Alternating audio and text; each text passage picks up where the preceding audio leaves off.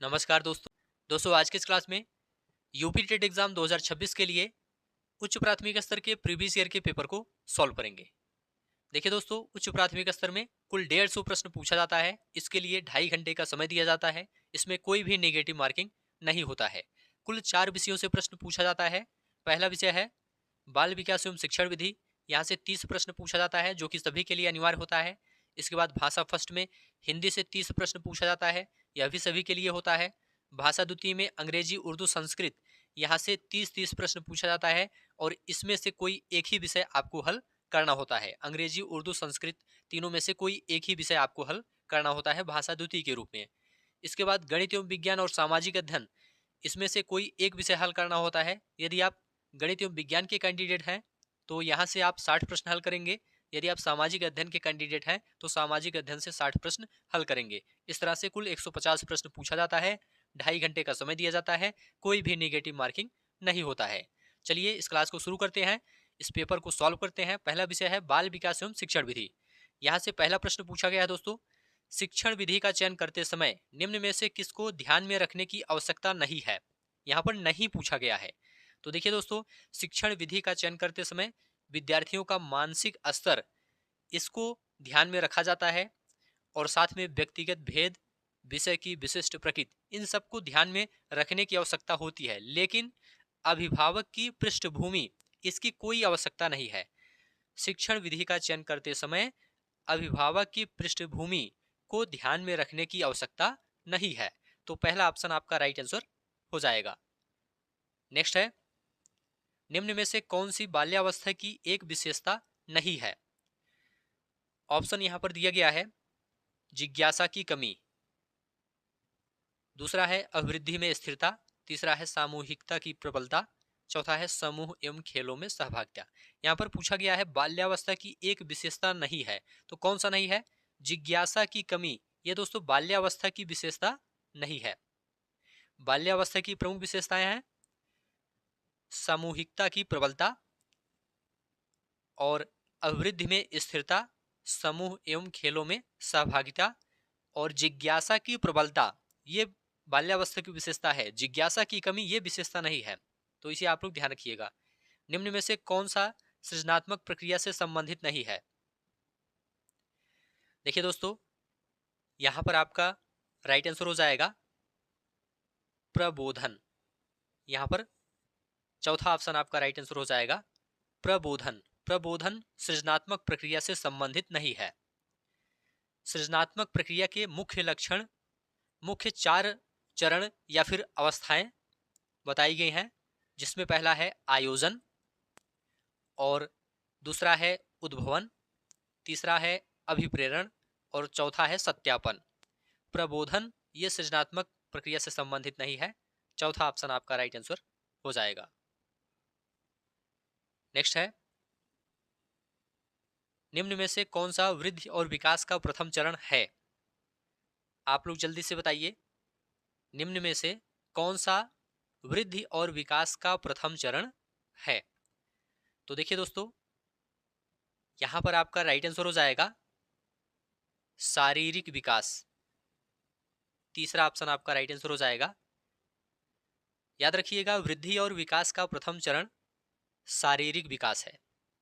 वृद्धि और विकास के विभिन्न चरण बताए गए हैं, जिसमें पहला शारीरिक विकास है, इसके बाद मानसिक विकास है, इसके बाद सामाजिक विकास और संवेगात्मक विकास और उसके बाद नैतिक विकास।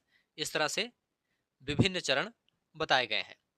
तो यहां पर तीसरा ऑप्शन आपका राइट आंसर हो जाएगा। वृद्धि और विकास का प्रथम चरण शारीरिक विकास है। सीखना एक तरह के व्यवहार का क्या है? संशोधन है। यहां पर दूसरा ऑप्शन राइट आंसर हो जाएगा। सीखना एक तरह के व्यवहार का संशोधन है।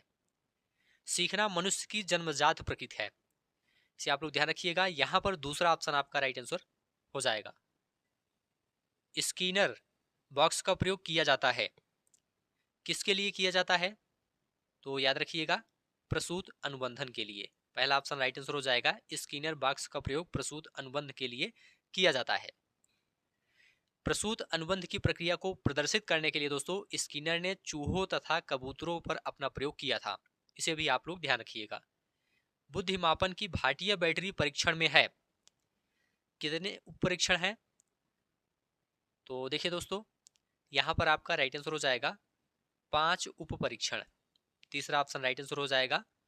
बुद्धिमापन की भाटीय बैटरी परीक्षण में 5 उप परीक्षण हैं। कौन कौन से हैं? पहला है कोह का ब्लॉक डिजाइन टेस्ट, दूसरा है एलेक्जेंडर का पास एलांग टेस्ट, और तीसरा है पैटर्न ड्राइंग टेस्ट, चौथा है तात्कालिक स्मृति परीक्षण, पांचवा है चित्र निर्माण परीक्षण। तो यहाँ पर तीसरा ऑप्शन राइट आंसर हो जाएगा। सभी प्रश्न ध्यान से देखते हुए चलिए और सभी प्रश्नों का उत्तर बताने का प्रयास कीजिए। किंडरगार्टन विधि का प्रतिपादन किसने किया? तो याद रखिएगा, फ्रोबेल ने किया था। किंडरगार्टन विधि का प्रतिपादन जर्मन मनोवैज्ञानिक फ्रोबेल ने किया था। किंडरगार्टन का अर्थ है दोस्तों बच्चों का उद्यान। क्या है? बच्चों का उद्यान। संकलनात्मक परामर्श के जन्मदाता हैं। आप लोग बताइए, संकलनात्मक परामर्श के जन्मदाता कौन है? तो देखिए दोस्तों, यहां पर आपका राइट आंसर हो जाएगा थॉर्न। यहां पर तीसरा ऑप्शन राइट आंसर हो जाएगा। थॉर्न संकलनात्मक परामर्श के जन्मदाता हैं। तीसरा ऑप्शन राइट आंसर हो जाएगा। छात्र के अवांछित व्यवहार के संशोधन हेतु सबसे प्रभावी विधि है। सबसे प्रभावी विधि क्या है? उसे नजरअंदाज करना, उसे माता पिता को सूचित करना, छात्र को दंडित करना, अवांछित व्यवहार के कारणों का पता लगाना तथा उपचारों का सुझाव देना। चौथा ऑप्शन राइट आंसर हो जाएगा। अवांछित व्यवहार के कारणों का पता लगाना तथा उपचारों का सुझाव देना। डिसलेक्सिया किससे संबंधित है? आप लोग जल्दी से बताइए। तो देखिए दोस्तों, यह पढ़ने संबंधी समस्या से संबंधित है। डिसलेक्सिया पठन संबंधी समस्या से संबंधित है, जबकि डिसकैलकुलिया गणितीय कौशल संबंधी समस्या है, और डिसग्राफिया लेखन संबंधी समस्या है, और डिसफेसिया वाक क्षमता संबंधी विकार से संबंधित है। वाक क्षमता संबंधी विकार से संबंधित है। तो यहां पर तीसरा ऑप्शन आपका राइट आंसर हो जाएगा। नेक्स्ट है, ब्रेल लिपि एवं टेप रिकॉर्डिंग किसके लिए शैक्षिक प्रावधान के रूप में प्रयुक्त किए जा सकते हैं? तो देखिए दोस्तों, यहां पर राइट आंसर हो जाएगा दृष्टिबाधित विद्यार्थी। यहां पर तीसरा ऑप्शन आपका राइट आंसर हो जाएगा। ब्रेल लिपि एवं टेप रिकॉर्डिंग दृष्टिबाधित विद्यार्थी के लिए शैक्षिक प्रावधान के रूप में प्रयुक्त किए जा सकते हैं। शैक्षिक प्रावधान के रूप में प्रयुक्त किए जा सकते हैं। तो यहाँ पर तीसरा ऑप्शन आपका राइट आंसर हो जाएगा। CWSN का अर्थ है, इसका अर्थ क्या है? इसका अर्थ है विशिष्ट आवश्यकता वाले बच्चे। विशिष्ट आवश्यकता वाले बच्चे। CWSN children with special needs का अर्थ है विशिष्ट आवश्यकता वाले बच्चे। नेक्स्ट है, निम्न में से कौन सा परामर्श का एक तत्व नहीं है? आप लोग जल्दी से बताइए, निम्न में से कौन सा परामर्श का एक तत्व नहीं है? तो देखिए दोस्तों, यहां पर आपका राइट आंसर हो जाएगा वृत्तिक वृद्धि। दूसरा ऑप्शन राइट आंसर हो जाएगा। वृत्तिक वृद्धि परामर्श का तत्व नहीं है, जबकि साक्षात्कार, विश्वास व संप्रेषण परामर्श के तत्व हैं। तो याद रखिएगा, वृत्तिक वृद्धि परामर्श का तत्व नहीं है। नेक्स्ट है, मनोविज्ञानशाला उत्तर प्रदेश कहाँ स्थित है? मनोविज्ञानशाला उत्तर प्रदेश कहाँ स्थित है? तो देखिए दोस्तों, यहां पर आपका राइट आंसर हो जाएगा इलाहाबाद। यहाँ पर पहला ऑप्शन आपका राइट आंसर हो जाएगा। मनोविज्ञानशाला उत्तर प्रदेश के इलाहाबाद, जो कि वर्तमान में प्रयागराज के नाम से जाना जाता है, प्रयागराज जिले में स्थित है। यह भारत में स्थापित प्रथम मनोविज्ञानशाला है, इसे आप लोग ध्यान रखिएगा। जो संबंध स्किनर का चूहों से, थॉर्नडाइक का बिल्लियों से था, वही संबंध कोहलर का किससे था? तो देखिए दोस्तों, यहाँ पर आपका राइट आंसर हो जाएगा वन मानुषों से। जो संबंध स्किनर का चूहों से, थॉर्नडाइक का बिल्लियों से था, वही संबंध कोहलर का वनमानुषों से था। वनमानुषों से था। देखिए दोस्तों, जर्मनी के निवासी कोहलर, इन्होंने वनमानुषों पर अध्ययन करके सूझ के सिद्धांत का प्रतिपादन किया था। इन्हें आप लोग ध्यान रखिएगा। अधिगम का पठार है। देखिए दोस्तों, अधिगम का पठार, अधिगम में अवरुद्ध वर्धन है। अधिगम में अवरुद्ध वर्धन है। यहां पर तीसरा ऑप्शन राइट आंसर हो जाएगा, अधिगम का पठार अधिगम में अवरुद्ध वर्धन है। नेक्स्ट है द बिहेवियर ऑफ ऑर्गेनिज्म नामक पुस्तक के लेखक हैं। तो देखिए दोस्तों राइट आंसर हो जाएगा स्कीनर। तीसरा ऑप्शन राइट आंसर हो जाएगा, द बिहेवियर ऑफ ऑर्गेनिज्म नामक पुस्तक के लेखक B.F. स्कीनर हैं। नेक्स्ट है छात्रों में सही व्यवहार के प्रशिक्षण हेतु सर्वाधिक महत्वपूर्ण क्या है। तो देखिए दोस्तों सर्वाधिक महत्वपूर्ण है सही व्यवहार का प्रस्तुतिकरण, दंड पुरस्कार प्रशंसा। इसमें सबसे सही ऑप्शन होगा सही व्यवहार का प्रस्तुतिकरण। छात्रों में सही व्यवहार के प्रशिक्षण हेतु सबसे महत्वपूर्ण क्या है, सही व्यवहार का प्रस्तुतिकरण।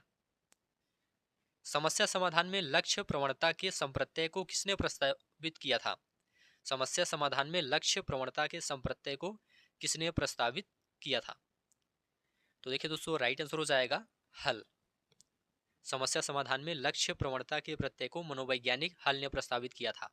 इनमें से कौन सूक्ष्म शिक्षण की विचारधारा से संबंधित नहीं है। यहाँ पर नहीं पूछा गया है, तो डेविड ह्यूम आपका राइट आंसर हो जाएगा। डेविड ह्यूम सूक्ष्म शिक्षण की विचारधारा से संबंधित नहीं है, जबकि बुश, D.W. एलन तथा एचिसन सूक्ष्म शिक्षण की विचारधारा से संबंधित है। निम्न में से कौन सा शिक्षण अधिगम का स्तर नहीं है। तो देखिए दोस्तों यहाँ पर आपका राइट आंसर हो जाएगा दूरवर्ती स्तर। यह शिक्षण अधिगम का स्तर नहीं है। अन्य सभी शिक्षण अधिगम के स्तर हैं, परावर्ती स्तर, स्मृति स्तर, अवबोध स्तर। तो यहाँ पर दूरवर्ती स्तर आपका राइट आंसर हो जाएगा। निम्न में से कौन सी कक्षा शिक्षण में जनतांत्रिक शिक्षण नीति नहीं है। तो देखिए दोस्तों राइट आंसर हो जाएगा व्याख्यान। व्याख्यान शिक्षण नीति कक्षा शिक्षण में जनतांत्रिक शिक्षण नीति नहीं है। व्याख्यान विधि में दोस्तों केंद्र बिंदु शिक्षक होता है, जिसमें वह पाठ्य सामग्री को छात्र के समक्ष भाषण के माध्यम से प्रस्तुत करता है। इस विधि में दोस्तों छात्र के स्तर का ध्यान नहीं रखा जाता है, जिससे छात्र निष्क्रिय श्रोता बनकर शिक्षक की बातें सुनता है। तो व्याख्यान आपका राइट आंसर हो जाएगा। निम्न में से कौन सी समावेशी शिक्षा की एक विशेषता नहीं है। यहाँ पर नहीं पूछा गया है। ऑप्शन है यह दिव्यांग बालकों की देखभाल से उनकी शिक्षा और व्यक्तिगत विकास की ओर सेवा में बदलाव है। ये तो समावेशी शिक्षा की एक विशेषता है। समावेशी शिक्षा एक सतत प्रक्रिया है, यह कोई उपार्जित अवस्था या उत्पाद नहीं है। यह भी सही है। यह केवल विशेष आवश्यकता वाले छात्रों के सीखने में अभिवृद्धि करती है। यह दोस्तों गलत है। यहाँ पर तीसरा ऑप्शन राइट आंसर हो जाएगा। समावेशी शिक्षा की एक विशेषता यह नहीं है कि यह केवल विशेष आवश्यकता वाले छात्रों के सीखने में अभिवृद्धि करती है। ठीक है, तो यहाँ पर तीसरा ऑप्शन आपका राइट आंसर हो जाएगा। नेक्स्ट है निम्न में से कौन सा फ्लैंडर की अंतःक्रिया विश्लेषण प्रणाली से संबंधित नहीं है। आप लोग जल्दी से बताइए यहाँ पर आपका राइट आंसर क्या होगा। देखिए दोस्तों यहाँ पर आपका राइट आंसर हो जाएगा अभिभावक कथन। अभिभावक कथन फ्लैंडर की अंतःक्रिया विश्लेषण प्रणाली से संबंधित नहीं है। संभाषण में अर्थ की लघुत्तम इकाई है। देखिए दोस्तों संभाषण में अर्थ की लघुत्तम इकाई रूपग्राम है। क्या है, रूपग्राम है, इसे आप लोग याद रखिएगा। तीसरा ऑप्शन आपका राइट आंसर हो जाएगा रूपग्राम।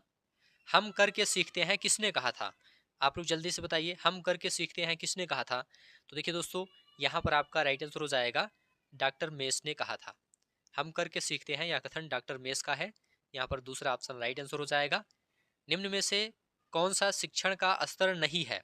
आप लोग बताइए कौन सा शिक्षण का स्तर नहीं है। तो देखिए दोस्तों यहाँ पर वर्णन या शिक्षण का स्तर नहीं है। वर्णन शिक्षण का स्तर नहीं है। शिक्षण के स्तर हैं स्मृति स्तर, बोध स्तर और चिंतन स्तर। शिक्षण की अंतःक्रियात्मक अवस्था में मुख्य संक्रिया होती है। किसकी होती है। तो यहाँ पर प्रत्यक्षीकरण की, क्रिया और प्रक्रिया की, निदान की। उपयुक्त सभी आपका राइट आंसर हो जाएगा। शिक्षण की अंतःक्रिया अवस्था में मुख्य संक्रिया होती है निदान की, प्रत्यक्षीकरण की व क्रिया और प्रतिक्रिया की। नेक्स्ट है एक बालक काली गाय, काला कुत्ता, काली वस्तुओं को देखकर डरने लगता है, इस प्रकार के अनुबंधन में निहित है। क्या निहित है। तो देखिए दोस्तों राइट आंसर हो जाएगा उद्दीपक सामान्यीकरण। एक बालक काली गाय, काला कुत्ता और काली वस्तुओं को देखकर डरने लगता है। इस प्रकार के अनुबंध में उद्दीपक सामान्यीकरण निहित है। तो यहाँ पर पहला ऑप्शन आपका राइट आंसर हो जाएगा। अब यहाँ से हिंदी के प्रश्नों को देखेंगे, तो इसे भी आप लोग ध्यान से देखिए और सभी प्रश्नों का उत्तर बताने का प्रयास कीजिए। पहला प्रश्न है, गुप्त का विलोम क्या है? यहाँ पर पूछा गया है, आप लोग जल्दी से बताइए गुप्त का विलोम क्या है। तो देखिए दोस्तों, यहाँ पर आपका राइट आंसर हो जाएगा प्रकट। गुप्त का विलोम प्रकट है, पहला ऑप्शन आपका राइट आंसर हो जाएगा। गांठ का पूरा मुहावरे का अर्थ क्या है? देखिए दोस्तों, गांठ का पूरा मुहावरे का अर्थ है मालदार। मालदार आपका राइट आंसर हो जाएगा। लक्ष्य का अनेकार्थक शब्द है, लक्ष्य का अनेकार्थक शब्द है दोस्तों निशाना उद्देश्य। निशाना उद्देश्य आपका राइट आंसर हो जाएगा। सुधा का अनेकार्थक शब्द क्या है? आप लोग जल्दी से बताइए। देखिए दोस्तों, सुधा का अनेकार्थक शब्द अमृत तथा पानी है। अमृत तथा पानी है। आंख का अंधर नाम नयनसुख लोकोक्ति का क्या अर्थ है? आंख का अंधर नाम नयनसुख लोकोक्ति का अर्थ है गुण के विरुद्ध नाम का होना। यहाँ पर दूसरा ऑप्शन आपका राइट आंसर हो जाएगा, गुण के विरुद्ध नाम का होना। नेक्स्ट है, यहाँ पर एक अनुच्छेद दिया गया है, अनुच्छेद को पढ़ करके नीचे लिखे प्रश्नों का उत्तर देना है। चलिए जल्दी से अनुच्छेद को पढ़ लेते हैं। प्रारंभ से ही प्रकृति और मनुष्य का अटूट संबंध रहा है। प्रकृति और मनुष्य का संबंध अन्योन्याश्रित और परस्पर सह अस्तित्व पर निर्भर है। प्रकृति ने मानव के लिए जीवनदायक तत्वों को उत्पन्न किया। मनुष्य ने वृक्षों के फल, बीज, जड़ें आदि खाकर अपनी भूख मिटाई। पेड़ पौधे हमें केवल भोजन ही प्रदान नहीं करते, अपितु जीवनदायिनी वायु ऑक्सीजन भी प्रदान करते हैं। ये वातावरण से कार्बन डाइऑक्साइड को ग्रहण करते हैं और ऑक्सीजन बाहर निकालते हैं। पृथ्वी पर हरियाली के स्रोत पेड़ पौधे ही हैं। वर्षा के कारक यही पेड़ पौधे ही हैं। मनुष्य ने अपनी आवश्यकताओं की पूर्ति के लिए वन संपदा का अंधाधुंध दोहन किया है, जिसके कारण प्राकृतिक असंतुलन उत्पन्न हो गया है। पर्यावरण में ऑक्सीजन की कमी और कार्बन डाइऑक्साइड की बढ़ोतरी तथा पर्यावरण प्रदूषण के कारण अनेक प्रकार की घातक बीमारियां फैल रही हैं। पेड़ पौधों की कमी के चलते अनावृष्ट, सूखा और भूमि क्षरण की समस्या पैदा हो गई है। इस अनुच्छेद पर आधारित यहाँ पर प्रश्न पूछा गया है, पेड़ पौधे हमें क्या नहीं देते हैं? क्या नहीं देते हैं? तो देखिए दोस्तों, पेड़ पौधे हमें ऑक्सीजन देते हैं, इसके साथ में हरियाली देते हैं और भोजन भी देते हैं। तो जल आपका राइट आंसर हो जाएगा अनुच्छेद के आधार पर। गद्यांश के अनुसार पेड़ पौधे हमें जल नहीं देते। नेक्स्ट है, पर्यावरण असंतुलन का दुष्परिणाम क्या नहीं है? यहाँ पर नहीं पूछा गया है। पहला है, पेड़ पौधों की कमी के कारण बाढ़, अनावृष्टि, सूखा और भूमिक्षरण की समस्याएं पैदा होना, यह तो दुष्परिणाम है। ऑक्सीजन की कमी के कारण कार्बन डाइऑक्साइड में बढ़ोतरी, यह भी पर्यावरण असंतुलन का दुष्परिणाम है।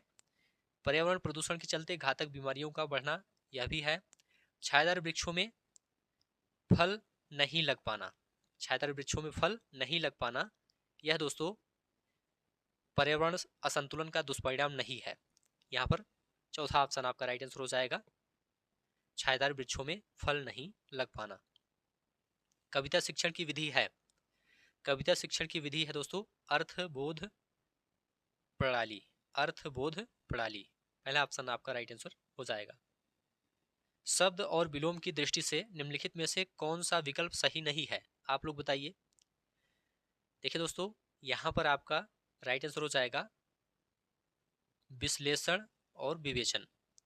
शब्द और विलोम की दृष्टि से असत्य विकल्प कौन सा है? विश्लेषण और विवेचन है। विश्लेषण का विलोम क्या होगा? संश्लेषण होगा। यहाँ पर विवेचन गलत लिखा गया है। कौन सा विकल्प सही नहीं है? तो देखिए दोस्तों, यहाँ पर आपका राइट आंसर हो जाएगा कृति और निकृष्ट पुरुष। कृति, निकृष्ट पुरुष, यह असत्य विकल्प है। कृति का आशय निपुण होता है, ठीक है। तो यहाँ पर कृति, निकृष्ट पुरुष आपका सही नहीं है, यही आपका राइट आंसर हो जाएगा। आए थे हरिभजन को ओटन लगे कपास मुहावरे का अर्थ क्या है? आए थे हरिभजन को ओटन लगे कपास मुहावरे का अर्थ है किसी कार्य विशेष की, किसी कार्य विशेष की उपेक्षा कर दूसरे कार्य को करना। चौथा ऑप्शन आपका राइट आंसर हो जाएगा। वाक्य और उसके भेद से संबंधित कौन सा जोड़ा गलत है? वाक्य और उसके भेद से संबंधित कौन सा जोड़ा गलत है? तो देखिए दोस्तों, यहाँ पर राइट आंसर हो जाएगा लक्ष्मी गई और सोफिया आ गई, सरल वाक्य। यह जोड़ा गलत है दोस्तों। लक्ष्मी गई और सोफिया आ गई, यह सरल वाक्य नहीं है। लक्ष्मी गई और सोफिया आ गई, यह एक संयुक्त वाक्य है। जिस वाक्य में साधारण अथवा मिश्र वाक्यों का मेल संयोजक अवयवों द्वारा होता है उसे संयुक्त वाक्य कहते हैं। तो यहाँ पर चौथा ऑप्शन राइट आंसर हो जाएगा। वाक्यांश के लिए एक शब्द से संबंधित कौन सा जोड़ा गलत है? पहला है जो कम खर्च करने वाला हो के लिए एक शब्द अपव्ययी, यह दोस्तों गलत है। यहाँ पर पहला ऑप्शन राइट आंसर हो जाएगा। जो कम खर्च करने वाला हो के लिए एक शब्द मितव्ययी होता है। ठीक है। जिसका इलाज कठिन हो दुसाध्य कहा जाता है। जो मनुष्यता से दूर हो अमानुषिक कहा जाता है। जो इतिहास लिखे जाने के युग से पूर्व का हो उसे प्रागैतिहासिक कहा जाता है। विराम चिन्ह की दृष्टि से कौन सा वाक्य अशुद्ध है? आप लोग जल्दी से बताइए। तो देखिए दोस्तों, यहाँ पर अशुद्ध वाक्य है नहीं कल मैं तुम्हारे घर नहीं आ सकूंगा। तो यहाँ पर दूसरा ऑप्शन राइट आंसर हो जाएगा। दूसरा वाक्य अशुद्ध है, अन्य सभी शुद्ध है। लोकोक्ति और उसके अभिप्राय का कौन सा जोड़ा गलत है? तो देखिए दोस्तों, यहाँ पर गलत पूछा गया है। तो यहाँ पर काठ की हांडी बार बार चूल्हे पर नहीं चढ़ती, काठ की हांडी बार बार जल जाती है। तो यह जोड़ा दोस्तों गलत है। यह जोड़ा गलत है। काठ की हांडी बार बार चूल्हे पर नहीं चढ़ती, इसका अभिप्राय है धोखेबाजी हर बार नहीं चल सकती। ठीक है, ऐसा होना चाहिए। अन्य सभी सही हैं। घी भी खाओ और पगड़ी भी रखो, मतलब इतना खर्च करो कि इज्जत बनी रहे। और ओस चाटे प्यास नहीं बुझती, बड़े काम के लिए विशेष प्रयत्न की जरूरत होती है। इसका अर्थ यह है कड़ाही से गिरा चूल्हे पे पड़ा, एक आपत्ति से छूटकर दूसरी विपत्ति में पड़ना, यह भी सही है। तो यहाँ पर चौथा ऑप्शन आपका राइट आंसर हो जाएगा। नेक्स्ट है चिरंतन शब्द का विलोम निम्नलिखित में से कौन सा होगा? आप लोग जल्दी से बताइए। चिरंतन शब्द का विलोम निम्न में से कौन सा होगा? तो देखिए दोस्तों, चिरंतन शब्द का विलोम नश्वर होगा। क्या होगा? नश्वर होगा। चौथा ऑप्शन आपका राइट आंसर हो जाएगा। निम्नलिखित युग्मों में से कौन सा गलत है? तो देखिए दोस्तों, यहां पर लिखा गया है रास्ता नापना और आगे लिखा है आकलन करना। यह युग्म दोस्तों गलत है। यहाँ पर तीसरा ऑप्शन राइट आंसर हो जाएगा। रास्ता नापना आकलन करना युग्म गलत है। रास्ता नापना मुहावरे का सही अर्थ है चले जाना। ठीक है, रास्ता नापना मतलब चले जाना। तो तीसरा ऑप्शन आपका राइट आंसर हो जाएगा। यह गलत है। रग रग जानना मतलब अच्छी तरह से परिचित होना। लोहा लेना मतलब सामना करना। शैतान के कान काटना मतलब बहुत चतुर होना। लोकोक्ति और उसके अर्थ के जोड़े में से कौन सा जोड़ा गलत है? तो देखिए दोस्तों, यहाँ पर राइट आंसर हो जाएगा आ बैल मुझे मार मतलब बैल को मारना। यह जोड़ा गलत है। आ बैल मुझे मार लोकोक्ति का सही अर्थ है दोस्तों मुसीबत मोल लेना। क्या है? मुसीबत मोल लेना। अन्य सभी सही है। अक्ल बड़ी या भैंस बल की अपेक्षा बुद्धि अधिक शक्तिशाली होती है, सही है। उल्टा चोर कोतवाल को डांटे, अपना दोष नाम मानकर दूसरे पर बढ़ना, आंख का अंधा नाम नयन सुख, नाम के प्रतिकूल कार्य करना। उड्डयन के संधि विच्छेद का सही विकल्प कौन सा है? तो देखिए दोस्तों, यहाँ पर राइट आंसर हो जाएगा उत धन डयन। उत धन डयन, यहाँ पर दूसरा ऑप्शन आपका राइट आंसर हो जाएगा। इसमें दोस्तों व्यंजन संधि है, इसे आप लोग ध्यान रखिएगा। निम्नलिखित में से शुद्ध वर्तनी वाले शब्द का चयन कीजिए। तो देखिए दोस्तों, यहाँ पर शुद्ध वर्तनी वाला शब्द दृष्टा है। क्या है? दृष्टा है। तीसरा ऑप्शन आपका राइट आंसर हो जाएगा, दृष्टा। चौराहा में कौन सा समास है? आप लोग जल्दी से बताइए, चौराहा में कौन सा समास है? तो देखिए दोस्तों, इसमें द्विगु समास है क्योंकि ये संख्यावाची है। जिस समास का प्रथम पद संख्यावाचक और अंतिम पद संज्ञा हो उसे द्विगु समास कहते हैं। ठीक है, जैसे कि चौराहा। नेक्स्ट है अंदर अंदर कड़ाही में गुड़ पकना का अर्थ क्या है? तो देखिए दोस्तों, यहाँ पर आपका राइट आंसर हो जाएगा गुप्त मंत्रणा होना। यहाँ पर तीसरा ऑप्शन आपका राइट आंसर हो जाएगा अंदर अंदर कड़ाही में गुड़ पकना का अर्थ है गुप्त मंत्रणा होना। किस समास में कोई पद प्रधान नहीं होता? किस समास में कोई पद प्रधान नहीं होता? तो देखिए दोस्तों, यहाँ पर आपका राइट आंसर हो जाएगा बहुब्री समास। बहुब्री समास में कोई पद प्रधान नहीं होता, दोनों पद मिलकर एक नया अर्थ प्रकट करते हैं या एक तीसरे शब्द की ओर संकेत करते हैं, तीसरे पद की ओर संकेत करते हैं। स्वर किसका भेद है? आप लोग बताइए, स्वर किसका भेद है? तो यह दोस्तों वर्ण का भेद है। स्वर वर्ण का भेद है। वर्ण उस मूल ध्वनि को कहते हैं जिसका खंड ना हो। अगला प्रश्न है, अत्याचार शब्द में उपसर्ग है। अत्याचार शब्द में उपसर्ग है। इसमें दोस्तों अति उपसर्ग लगा हुआ है। यहाँ पर दूसरा ऑप्शन राइट आंसर हो जाएगा अति। जब छात्र शिक्षक की भाषा का अनुकरण करें तो उसे कहते हैं। देखिए दोस्तों, जब छात्र शिक्षक की भाषा का अनुकरण करें तो उसे अनुकरण का सिद्धांत कहते हैं। यहाँ पर तीसरा ऑप्शन आपका राइट आंसर हो जाएगा। जब छात्र शिक्षक की भाषा का अनुकरण करें तो उसे अनुकरण का सिद्धांत कहते हैं। अंबर पनघट में डुबो रही तारा घट उषा नागरी में कौन सा अलंकार है? आप लोग जल्दी से बताइए।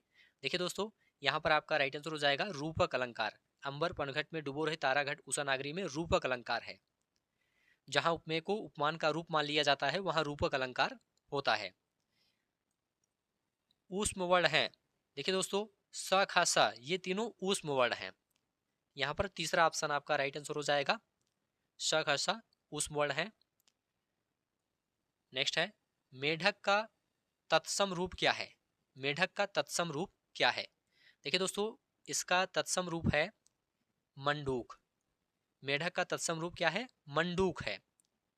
यहां पर दूसरा ऑप्शन आपका राइट आंसर हो जाएगा। दिग्गज का संधि विच्छेद क्या है? दिग्गज का संधि विच्छेद क्या है? देखिए दोस्तों, यहां पर आपका राइट आंसर हो जाएगा दिक धन गज। दिक धन गज बराबर दिग्गज, तीसरा ऑप्शन आपका राइट आंसर हो जाएगा। इसमें दोस्तों व्यंजन संधि है। ठीक है, यहाँ पर तीसरा ऑप्शन आपका राइट आंसर हो जाएगा। अब यहाँ से दोस्तों संस्कृत के प्रश्नों को देखेंगे, तो इसे भी आप लोग ध्यान से देखते हुए चलिए और सभी प्रश्नों का उत्तर बताने का प्रयास कीजिए। वयम हसामह का वाच्य परिवर्तन होगा। देखिए दोस्तों, वयम हसामह का वाच्य परिवर्तन होगा अस्माभिः हस्यते। क्या होगा? अस्माभिः हस्यते। इस वाक्य में दोस्तों, यह वाक्य जो है ये कर्तृवाच्य में है और कर्तृवाच्य में क्रिया हमेशा कर्ता के अनुसार होती है। यहाँ कर्ता क्या है? वयम। वयम बहुवचन में है, जिसका वाच्य परिवर्तन करने पर कर्ता तृतीय विभक्ति बहुवचन अस्माभिः हो जाएगा। ठीक है, 20 फल का अनुवाद होगा। 20 फल का अनुवाद होगा। इसका अनुवाद होगा विंशतिः फलानि। क्या होगा? विंशतिः फलानि। पहला ऑप्शन आपका राइट आंसर हो जाएगा। 20 फल का संस्कृत में अनुवाद होगा विंशतिः फलानि। 100 पुरुष का अनुवाद है। 100 पुरुष का संस्कृत में अनुवाद होगा शतम पुरुषाः। क्या हो जाएगा? शतम पुरुषाः। तीसरा ऑप्शन आपका राइट आंसर हो जाएगा विश्रामः पद में उपसर्ग है। आप लोग बताइए, विश्रामः पद में कौन सा उपसर्ग लगा हुआ है? तो इसमें दोस्तों बी उपसर्ग लगा हुआ है। दूसरा ऑप्शन राइट आंसर हो जाएगा। पितृ शब्द का द्वितीय एक वचन रूप क्या होगा? देखिए दोस्तों, पितृ शब्द का द्वितीय एक वचन रूप पितरम है। क्या है? पितरम है। यहाँ पर तीसरा ऑप्शन राइट आंसर हो जाएगा। ठीक है, पितृ शब्द का रूप कैसे चलता है? पिता पितरौ पितरः पितरम पितरौ पितृन पित्रा पितृभ्याम पितृभिः पित्रे पितृभ्याम पितृभ्यः पितुः पितृभ्याम पितृभ्यः पितुः पितरो पितॄणाम पितर पितरो पितृषु हे पिता हे पितरो हे पितरः। तो यहाँ पर पितरम आपका राइट आंसर हो जाएगा। नदी शब्द का सप्तमी एक वचन रूप क्या होगा? देखिए दोस्तों, नदी शब्द का सप्तमी एक वचन रूप नद्याम होगा। क्या होगा? नद्याम होगा। यहाँ पर दूसरा ऑप्शन आपका राइट आंसर हो जाएगा। नदी शब्द का रूप कैसे चलता है? नदी नद्यो नद्यः नदीम नद्यो नदीः नद्या नदीभ्याम नदीभिः नद्यै नदीभ्याम नदीभ्यः नद्याः नदीभ्याम नदीभ्यः नद्याः नद्योः नदीनाम नद्याम नद्योः नदीषु हे नदी हे नद्यो हे नद्यः। यहाँ पर दूसरा ऑप्शन आपका राइट आंसर हो जाएगा। नेक्स्ट है, माता शत्रु पिता वैरी येन बालो ना पाठितः ना शोभते सभा मध्ये हंस मध्ये बको यथा। अनधीतः सभा मध्ये कथम भवति। देखिए दोस्तों, इस पद्यांश के अनुसार अनधीतः सभा मध्ये ना शोभते, अर्थात अविद्वान लोग उसी प्रकार सुशोभित नहीं होते जिस प्रकार हंसों के मध्य में बगुला। तो यहां पर क्या हो जाएगा, ना शोभते आपका हो जाएगा। पद्यांश के अनुसार अनधीतः सभा मध्ये ना शोभते होगा। अनधीतः सभा मध्ये कथम भवति, ना शोभते, यहां पर आपका राइट आंसर हो जाएगा। अर्थात अविद्वान लोग उसी प्रकार सुशोभित नहीं होते जिस प्रकार हंसों के मध्य में बगुला। माता शत्रु पिता वैरी येन बालो ना पाठिता ना शोभते सभा मध्ये हंस मध्ये बको यथा। बालम पाठयन्तौ माता पितरौ के भवतः। देखिए दोस्तों, इस पद्यांश के अनुसार बालम पाठयन्तौ माता पितरौ शत्रु भवतः, क्या हो जाएगा, शत्रु भवतः। अर्थात जो माता पिता अपने बच्चों को अच्छी शिक्षा नहीं देते हैं, वे माता पिता उनके लिए वैरी के समान है, मतलब शत्रु के समान है। नेक्स्ट है यद्यप का संधि विच्छेद है। यद्यप का संधि विच्छेद क्या है, इसका संधि विच्छेद है दोस्तों यदि धन अपि। क्या है, यदि धन अपि। यहां पर चौथा ऑप्शन आपका राइट आंसर हो जाएगा, यदि धन अपि। अव्यय पद नहीं है। देखिए दोस्तों, यहां पर आपका राइट आंसर हो जाएगा दिसम। दिसम अव्यय पद नहीं है, अन्य सभी अव्यय हैं। गते अप में संधि है, इसमें कौन सी संधि है, तो देखिए दोस्तों, इसमें पूर्व रूप संधि है। गते अप में पूर्व रूप संधि है। तोरली का उदाहरण है। तोरली का उदाहरण क्या है, आप लोग जल्दी से बताइए। देखिए दोस्तों, यहां पर आपका राइट आंसर हो जाएगा तल्लेयः। यहां पर तल्लेयः आपका राइट आंसर हो जाएगा। तोरली सूत्र का उदाहरण तल्लेयः है। ठीक है, तोरली सूत्र के अनुसार ता वर्ग मतलब ता था दा धा के बाद यदि ला आए तो उसके स्थान में ला हो जाता है। जैसे तत धन लयः बराबर तल्लेयः।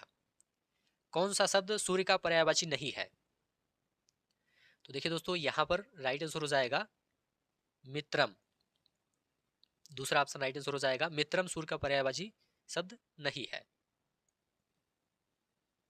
दिशा शब्द रूप का वचन है।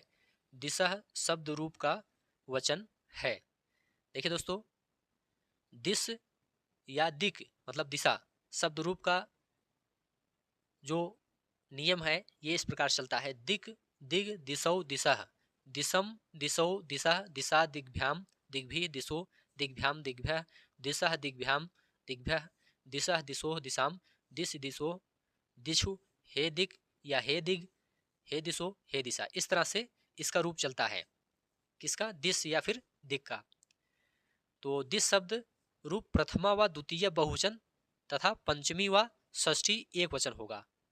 ठीक है, तो इस तरह से यहां पर बहुवचन और एक वचन दोनों आपका राइट आंसर हो जाएगा। उपान व ध्यांग वसह से कारक होता है। देखिए दोस्तों, उपान व ध्यांग वसह सूत्र से कर्म कारक होता है, तो यहां पर तीसरा ऑप्शन कर्म कारक आपका राइट आंसर हो जाएगा। शुद्ध वाक्य है, इसमें शुद्ध वाक्य कौन सा है, तो इसमें पहला ही शुद्ध है तेन ग्रंथ पठ्यते। तेन ग्रंथ पठ्यते शुद्ध वाक्य है। यह दोस्तों कर्मवाच्य का उदाहरण है। इसमें कर्ता तृतीय तथा कर्म प्रथमा विभक्ति में है और क्रियापद आत्मनेपदी है। तो पहला ऑप्शन आपका राइट आंसर हो जाएगा।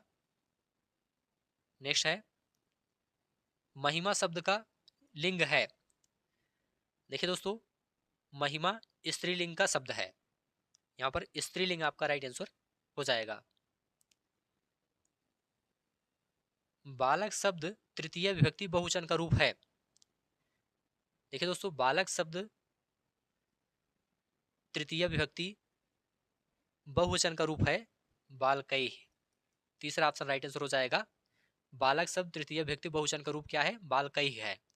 बालक शब्द का रूप कैसे चलता है? बालकः बालकौ बालकाः बालकम बालकौ बालकान बालकेन बालकाभ्याम बालकैः बालकाय बालकाभ्याम बालकेभ्यः बालकात् बालकाभ्याम बालकेभ्यः बालकस्य बालकयोः बालकानां बालके बालकयोः बालकेषु हे बालक हे बालकौ हे बालकाः। तो यहाँ पर तीसरा ऑप्शन आपका राइट आंसर हो जाएगा। कन्या शब्द पंचमी एक वचन का रूप है। कन्या शब्द पंचमी एक वचन का रूप है। देखिए दोस्तों, यहाँ पर आपका राइट आंसर हो जाएगा कन्या याह। क्या हो जाएगा? कन्या याह। कन्या शब्द पंचमी एक वचन का रूप क्या हो जाएगा? कन्या याह हो जाएगा। इसका रूप कैसे चलेगा? कन्या कन्ये कन्याः कन्याम कन्ये कन्याः कन्या कन्याभ्याम कन्याभिः कन्यई कन्याभ्याम कन्याभ्यः कन्याः कन्याभ्याम कन्याभ्यः कन्याः कन्योः कन्यानाम कन्यायाम कन्योः कन्यासु हे कन्ये हे कन्ये हे कन्या। इस तरह से इसका रूप चलता है। धेनु रूप है। धेनु रूप है। धेनु दोस्तों द्वितीय बहुवचन का रूप है। द्वितीय बहुवचन का रूप है। धेनु का रूप कैसे चलता है? धेनु धेनु धेनुवा धेनुम धेनु धेनु धेनुवा धेनुभ्याम धेनुभि धेन्वे धेनुभ्याम धेनुभ्य धेनवा धेनुभ्याम धेनुभ्य धेनवा धेनवा धेनूनाम धेनवाम धेनवो धेनुष धेनुषु हे धेनो हे धेन हे धेनवा। मधुनी रूप है। मधुनी प्रथमा द्विवचन का रूप है। प्रथमा द्विवचन का रूप है। इसका रूप कैसे चलता है? मधु मधुनी मधुनी मधु मधुनी मधुनी मधुना मधुभ्याम मधुभि मधुने मधुभ्याम मधुभ्य मधुनः मधुभ्याम मधुभ्य मधुना मधुनो मधुनो मधुनाम मधुनि मधुनो मधुसु हे मधु हे मधुनी हे मधुनी। सर्व शब्द सर्व शब्द चतुर्थी एक वचन पुल्लिंग का रूप है। देखिए दोस्तों, सर्व शब्द चतुर्थी एक वचन पुल्लिंग का रूप सर्वस्मयी है। क्या है? सर्वस्मयी है। इसका रूप कैसे चलता है? सर्वा सर्वो सर्वे सर्वम सर्वो सर्वान सर्वेण सर्वाभ्याम सर्वे सर्वस्मयी सर्वाभ्याम सर्वेभ्यः सर्वस्मात् सर्वाभ्याम सर्वेभ्यः सर्वस्य सर्वयो सर्वेषाम सर्वास्मन् सर्वयो सर्वेषु। पश्यति रूप किस धातु का है? तो देखिए दोस्तों, पश्यति दृश्य धातु का रूप है। किसका है? दृश्य धातु का रूप है। यहाँ पर दृश्य आपका राइट आंसर हो जाएगा। तो दृश्य धातु लट लकार का रूप कैसे चलेगा? पश्यति पश्यतः पश्यन्ति पश्यसि पश्यथः पश्यत पश्यामि पश्यावः पश्यामः। इस तरह से चलता है। त्रिंशत रूप है। देखिए दोस्तों, त्रिंशत सप्तमी का रूप है। सप्तमी का रूप है। सप्तमी विभक्ति का रूप है। तो यहाँ पर चौथा ऑप्शन आपका राइट आंसर हो जाएगा। नेक्स्ट है, महर्षि में कौन सी संधि है? देखिए दोस्तों, इसमें गुण संधि है। महर्षि में गुण संधि है। यहाँ पर पहला ऑप्शन आपका राइट आंसर हो जाएगा। यथाशक्ति में कौन सा समास है? आप लोग बताइए। यथाशक्ति में अव्ययी भाव समास है। पहला ऑप्शन आपका राइट आंसर हो जाएगा। नेक्स्ट है, राजपुत्र का समास विग्रह है। राजपुत्र का समास विग्रह राज्ञः पुत्र है। क्या है? राज्ञः पुत्र है। राजा का पुत्र या षष्ठी तत्पुरुष समास का उदाहरण है। तो यहाँ पर तीसरा ऑप्शन आपका राइट आंसर हो जाएगा। नीलकंठ में समास है। नीलकंठ में समास है। देखिए दोस्तों, यहाँ पर आपका राइट आंसर हो जाएगा बहुब्रीहि समास। यहाँ पर दूसरा ऑप्शन आपका राइट आंसर हो जाएगा। नीलकंठ में बहुब्रीहि समास है। जब समास में आए हुए दोनों शब्द मिलकर किसी अन्य शब्द के विशेषण स्वरूप रहते हैं तो उसे बहुब्रीहि समास कहते हैं। ब्राह्मण प्रजा प्रजायन्ते में ब्राह्मणा कौन सा कारक है? देखिए दोस्तों, यहाँ पर आपका राइट आंसर हो जाएगा अपादान कारक।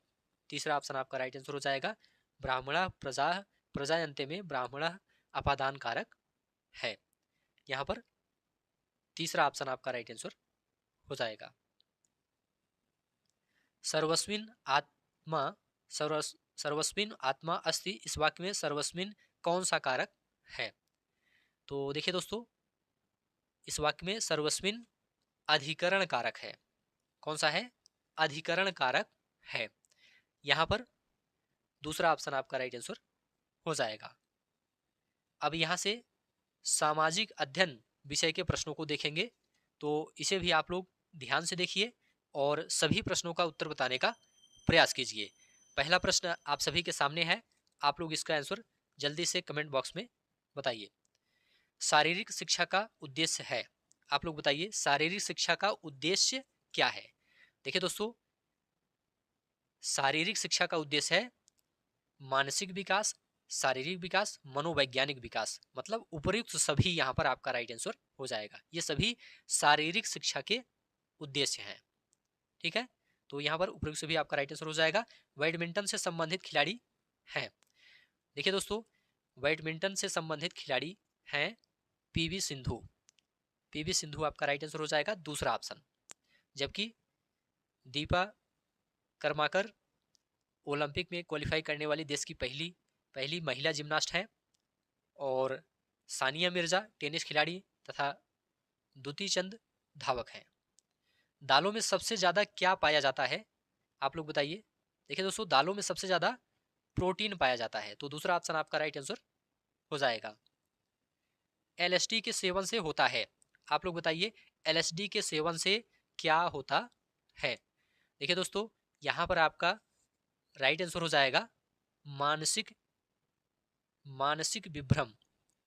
चौथा ऑप्शन आपका राइट आंसर हो जाएगा। एलएसडी एक मादक पदार्थ है जिसके सेवन से व्यक्ति को मानसिक विभ्रम होता है। तो यहां पर चौथा ऑप्शन आपका राइट आंसर हो जाएगा। व्यायाम का लाभ है, व्यायाम का लाभ क्या है? फुर्तीलापन, रक्त प्रवाह में वृद्धि, भूख लगना। उपयुक्त सभी आपका राइट आंसर हो जाएगा, उपयुक्त सभी। वृत्त आरेख उपयोगी है, वृत्त आरेख किसमें उपयोगी है? तो विभिन्न मात्राओं की तुलना करने के लिए। तीसरा ऑप्शन राइट आंसर हो जाएगा। वृत्त आरेख विभिन्न मात्राओं की तुलना करने के लिए उपयोगी है, तो यहां पर तीसरा ऑप्शन आपका राइट आंसर हो जाएगा। सामाजिक विज्ञान में परीक्षा सुधार पर हाल ही का एनसीएफ आधार पत्रक बल देता है, किस पर बल देता है? तो याद रखिएगा, सतत आकलन पर बल देता है, सतत आकलन पर। सामाजिक अध्ययन शिक्षा का उद्देश्य क्या है? सामाजिक अध्ययन शिक्षा का उद्देश्य है अच्छे नागरिक होना, सांस्कृतिक विरासत का विकास करना, राष्ट्रीय एकता और अंतर्राष्ट्रीय समझ विकसित करना। उपयुक्त सभी आपका राइट आंसर हो जाएगा।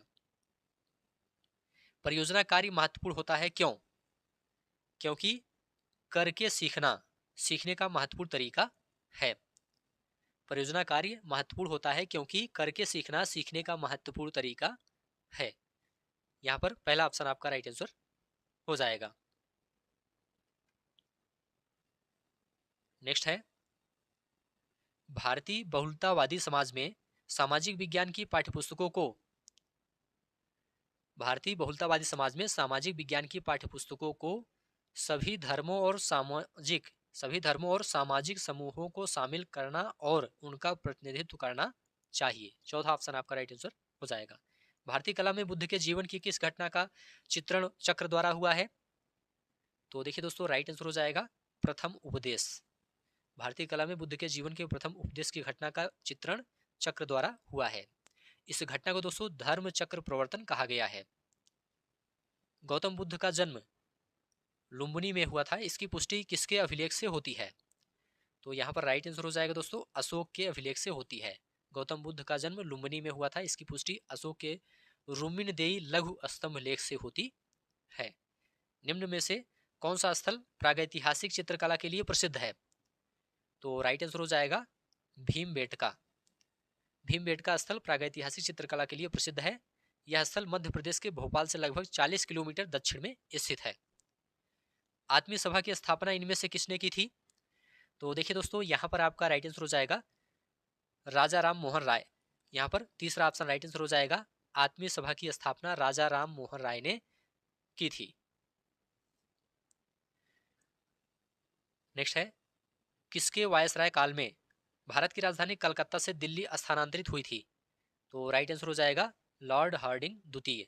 लॉर्ड हार्डिंग द्वितीय के काल में भारत की राजधानी कलकत्ता से दिल्ली स्थानांतरित हुई थी। इनमें से किस मुगल सम्राट ने राजा राम मोहन राय को अपने दूत के रूप में लंदन भेजा था? आप लोग बताइए, यहाँ पर आपका राइट आंसर क्या हो जाएगा? देखिए दोस्तों, यहाँ पर आपका राइट आंसर हो जाएगा अकबर द्वितीय। मुगल सम्राट अकबर द्वितीय ने राजा राम मोहन राय को राजा की उपाधि से विभूषित कर अपने दूत के रूप में लंदन भेजा था। हिंदू विधवा पुनर्विवाह अधिनियम निम्न में से किस वर्ष पारित हुआ था? तो देखिए दोस्तों, यहाँ पर आपका राइट आंसर हो जाएगा 1856 में। 1856 आपका राइट आंसर हो जाएगा। हिंदू विधवा पुनर्विवाह अधिनियम 1856 को पारित हुआ था और इस समय भारत का गवर्नर जनरल लॉर्ड कैनिंग था। नेक्स्ट है, ईस्ट इंडिया कंपनी की स्थापना के समय भारत का शासक कौन था? तो यहाँ पर आपका राइट आंसर हो जाएगा अकबर। ईस्ट इंडिया कंपनी की स्थापना के समय भारत का शासक अकबर था। शेख निजामुद्दीन औलिया इनमें से किस सूफी संत के शिष्य थे? तो देखिए दोस्तों, राइट आंसर हो जाएगा बाबा फरीदुद्दीन। बाबा फरीदुद्दीन गंजे सकर। तीसरा ऑप्शन आपका राइट आंसर हो जाएगा शेख निजामुद्दीन औलिया बाबा फरीदुद्दीन गंजे सकर शंकर बाबा फरीद के शिष्य थे ये। तो यहाँ पर बाबा फरीदुद्दीन गंजे सकर आपका राइट आंसर हो जाएगा। इन बादशाहों में से कलंदर के नाम से कौन विख्यात था? तो राइट आंसर हो जाएगा बाबर। मुगल बादशाह बाबर अपनी उदारता के कारण कलंदर नाम से विख्यात था। निम्न में से किस राज्य में 2011 की जनगणना में जनसंख्या का ह्रास अभिलिखित हुआ है? तो यहाँ पर आपका राइट आंसर हो जाएगा नागालैंड। नागालैंड राइट आंसर हो जाएगा। हैदराबाद नदी पर स्थित है। किस नदी पर? तो देखिए दोस्तों, हैदराबाद मूसी नदी पर स्थित है। मूसी नदी आपका राइट आंसर हो जाएगा। मूसी नदी कृष्णा की सहायक नदी है, इसे भी आप लोग ध्यान रखिएगा। कोयला एक उदाहरण है, किसका उदाहरण है? यह अवसादी सेल का उदाहरण है। तीसरा ऑप्शन आपका राइट आंसर हो जाएगा अवसादी सेल। वे दो ग्रह जिनके उपग्रह नहीं है कौन से हैं? तो राइट आंसर हो जाएगा बुध और शुक्र। बुध और शुक्र ग्रह के कोई उपग्रह नहीं है। बुध सूर्य का सबसे निकटतम तथा सौरमंडल का सबसे छोटा ग्रह है, इसे भी आप लोग ध्यान रखिएगा। लक्षद्वीप द्वीप समूह किसमें स्थित है? तो यह दोस्तों अरब सागर में स्थित है। तो अरब सागर आपका राइट आंसर हो जाएगा। लक्षद्वीप द्वीप समूह अरब सागर में स्थित है। निम्नलिखित में से किस क्षेत्र को विश्व का फलोद्यान कहा जाता है? तो देखिए दोस्तों, राइट आंसर हो जाएगा भूमध्य सागरीय क्षेत्र को। भूमध्य सागरीय क्षेत्र को विश्व का फलोद्यान कहा जाता है। किसे संसार की छत कहते हैं? तो राइट आंसर हो जाएगा पामीर। पामीर को संसार की छत कहते हैं। निम्न में से कौन सा संसार का सबसे बड़ा मरुस्थल है? तो देखिए दोस्तों, राइट आंसर हो जाएगा सहारा। संसार का सबसे बड़ा मरुस्थल सहारा है, यह उत्तरी अफ्रीका में स्थित है। यहां पर पहला ऑप्शन आपका राइट आंसर हो जाएगा। अगला प्रश्न है, पाकल दुल पनबिजली परियोजना पाकल दुल पनबिजली परियोजना कहाँ स्थित है? आप लोग जल्दी से बताइए। यहां पर आपका राइट आंसर क्या होगा? देखिए दोस्तों, यहां पर आपका राइट आंसर हो जाएगा जम्मू कश्मीर। यहां पर जम्मू कश्मीर आपका राइट आंसर हो जाएगा, पहला ऑप्शन। पाकल दुल पन बिजली परियोजना जम्मू और कश्मीर के किश्तवाड़ जिले में चिनाब नदी की सहायक मरुसुदर नदी पर स्थित है। कौन सी एक रोपड़ फसल नहीं है? आप लोग जल्दी से बताइए। तो यहाँ पर राइट आंसर हो जाएगा गेहूं। गेहूं एक रोपड़ फसल नहीं है, जबकि चाय, कॉफी और रबड़ रोपड़ फसल है। नाटो का मुख्यालय कहाँ पर स्थित है? इसका मुख्यालय दोस्तों ब्रुसेल्स में स्थित है। उत्तरी अटलांटिक संधि संगठन का मुख्यालय बेल्जियम के ब्रुसेल्स में स्थित है। इसकी स्थापना 1949 में हुई थी। भारतीय संविधान की 8वीं अनुसूची में कितनी भाषाओं का उल्लेख है? भारतीय संविधान की 8वीं अनुसूची में कितनी भाषाओं का उल्लेख है? तो राइट आंसर हो जाएगा 22। नेक्स्ट है, कौन सा एक भारतीय संविधान की प्रस्तावना का भाग नहीं है? तो देखिए दोस्तों, यहां पर राइट आंसर हो जाएगा संघात्मकता। संघात्मकता शब्द संविधान की प्रस्तावना का भाग नहीं है, जबकि समाजवाद, प्रजातांत्रिक तथा धर्म निरपेक्षता शब्द भारतीय संविधान की प्रस्तावना के भाग हैं। सामाजिक अध्ययन के शिक्षण में सबसे महत्वपूर्ण सहायक साधन कौन सा है? आप लोग जल्दी से बताइए। तो देखिए दोस्तों, यहाँ पर राइट आंसर हो जाएगा श्रव्य दृश्य। सामाजिक अध्ययन शिक्षण में सबसे महत्वपूर्ण सहायक साधन श्रव्य दृश्य साधन है। यहाँ पर तीसरा ऑप्शन राइट आंसर हो जाएगा। उच्च प्राथमिक स्तर पर कौन सा विषय सामाजिक अध्ययन में सम्मिलित नहीं है? ऑप्शन आप सभी के सामने है, आप लोग जल्दी से बताइए। देखिए दोस्तों, यहाँ पर आपका राइट आंसर हो जाएगा दर्शन शास्त्र। उच्च प्राथमिक स्तर पर दर्शन शास्त्र विषय सामाजिक अध्ययन में सम्मिलित नहीं है, जबकि इतिहास, राजनीति शास्त्र, भूगोल आदि विषय उच्च प्राथमिक स्तर में सम्मिलित है। संविधान सभा के अस्थायी अध्यक्ष कौन थे? तो राइट आंसर हो जाएगा डॉक्टर राजेंद्र प्रसाद। संविधान सभा के अस्थायी अध्यक्ष डॉक्टर राजेंद्र प्रसाद थे। 9 दिसंबर 1946 को दोस्तों संविधान सभा के प्रथम अधिवेशन में अस्थायी अध्यक्ष डॉक्टर सच्चिदानंद सिन्हा को बनाया गया था और 11 दिसंबर 1946 को संविधान सभा की दूसरी बैठक दिल्ली में संपन्न हुई, जिसमें डॉक्टर राजेंद्र प्रसाद को संविधान सभा का अस्थायी अध्यक्ष निर्वाचित किया गया था। राष्ट्रपति की अनुपस्थिति में उसके समस्त कार्य किसके द्वारा किए जाते हैं? आप लोग जल्दी से बताइए। देखिए दोस्तों, राष्ट्रपति की अनुपस्थिति में उसके समस्त कार्य उपराष्ट्रपति द्वारा किए जाते हैं, तो उपराष्ट्रपति आपका राइट आंसर हो जाएगा। निम्नलिखित में से किस नाभिकीय संधि का भारत सदस्य है? तो देखिए दोस्तों, राइट आंसर हो जाएगा पीटीबीटी। यहां पर पीटीबीटी आपका राइट आंसर हो जाएगा। पार्शियल टेस्ट बैन ट्रीटी, पीटीबीटी, इसका सदस्य है भारत। आंशिक परीक्षण निषेध संधि का सदस्य है। तो यहां पर पहला ऑप्शन आपका राइट आंसर हो जाएगा। हाल ही में कहां शांति स्थापना हेतु भारतीय सैनिकों को संयुक्त राष्ट्र पदक मिला है? तो राइट आंसर हो जाएगा दक्षिण सूडान में, दक्षिण सूडान। तीसरा ऑप्शन राइट आंसर हो जाएगा दक्षिण सूडान। कौन सा संयुक्त राष्ट्र संघ का अभिकरण नहीं है? तो देखिए दोस्तों, राइट आंसर हो जाएगा अंतर्राष्ट्रीय न्यायालय। अंतर्राष्ट्रीय न्यायालय संयुक्त राष्ट्र संघ का अभिकरण ना होकर संयुक्त राष्ट्र संघ का अंग है, जबकि संयुक्त राष्ट्र शैक्षणिक, वैज्ञानिक और सांस्कृतिक संगठन, खाद्य और कृषि संगठन तथा विश्व स्वास्थ्य संगठन संयुक्त राष्ट्र संघ के अधिकरण है, अभिकरण है। यहाँ पर चौथा ऑप्शन आपका राइट आंसर हो जाएगा। कौन सा उर्वरक किसान खाद के नाम से जाना जाता है? तो राइट आंसर हो जाएगा दोस्तों calcium ammonium nitrate, calcium ammonium nitrate. तीसरा ऑप्शन आपका राइट आंसर हो जाएगा कैल्शियम अमोनियम नाइट्रेट उर्वरक किसान खाद के नाम से जाना जाता है। 1 हेक्टेयर सेंटीमीटर में पानी की कुल मात्रा होगी, 1 हेक्टेयर सेंटीमीटर में पानी की कुल मात्रा कितनी होगी? तो देखिए दोस्तों, यहाँ पर आपका राइट आंसर हो जाएगा 1 लाख लीटर। यहाँ पर 1 लाख लीटर आपका राइट आंसर हो जाएगा। नेक्स्ट है, केला का कायिक प्रवर्धन होता है। देखिए दोस्तों, केला में कायिक प्रवर्धन शकर द्वारा होता है, तो शकर आपका राइट आंसर हो जाएगा। नेक्स्ट है, निम्न में से कौन सा उर्वरक तीव्र आर्द्रता ग्राही होता है? तो देखिए दोस्तों, राइट आंसर हो जाएगा यूरिया। यूरिया उर्वरक तीव्र आर्द्रता ग्राही होता है। खेत में हरी खाद वाली फसल की पलटाई की उपयुक्त अवस्था कौन सी है? तो देखिए दोस्तों, यहाँ पर आपका राइट आंसर हो जाएगा फूल आने से पूर्व की अवस्था, फूल आने से पूर्व की अवस्था। यहाँ पर तीसरा ऑप्शन राइट आंसर हो जाएगा फूल आने से पूर्व की अवस्था। फल के रस में चीनी की सांद्रता मापी जाती है। फल के रस में चीनी की सांद्रता रिफ्रैक्टोमीटर द्वारा मापी जाती है, तो रिफ्रैक्टोमीटर आपका राइट आंसर हो जाएगा।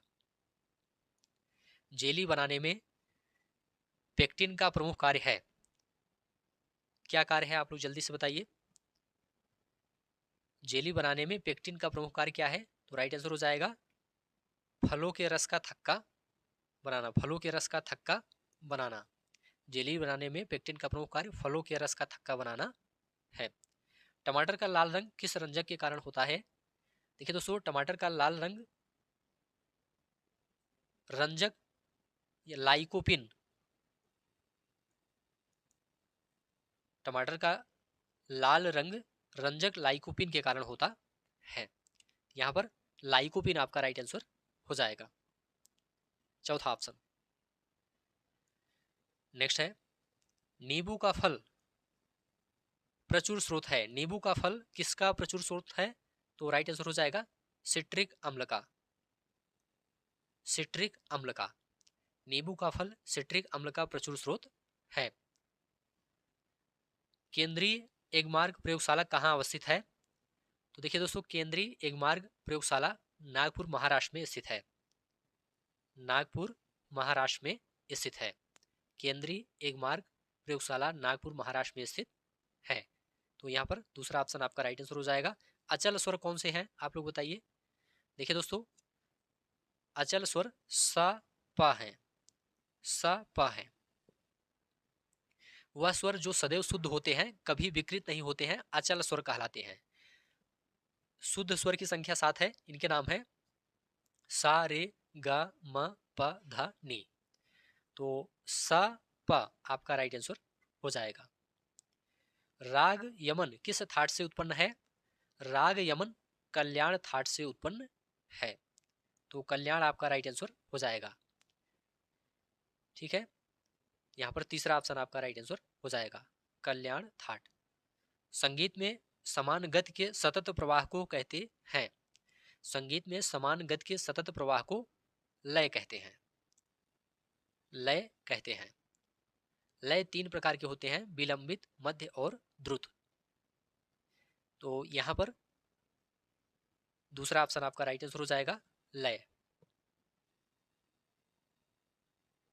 ग म प नी नी स नी ध प म प ग म ग किस राग का स्वर समूह है?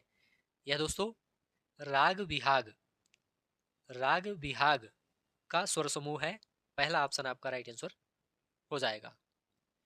झंडा गान विजय विश्व तिरंगा प्यारा के रचयिता कौन है? तो राइट आंसर हो जाएगा श्यामलाल गुप्ता पार्षद। झंडा गान विजय विश्व तिरंगा प्यारा के रचयिता श्यामलाल पार्षद गुप्ता, श्यामलाल गुप्ता पार्षद हैं।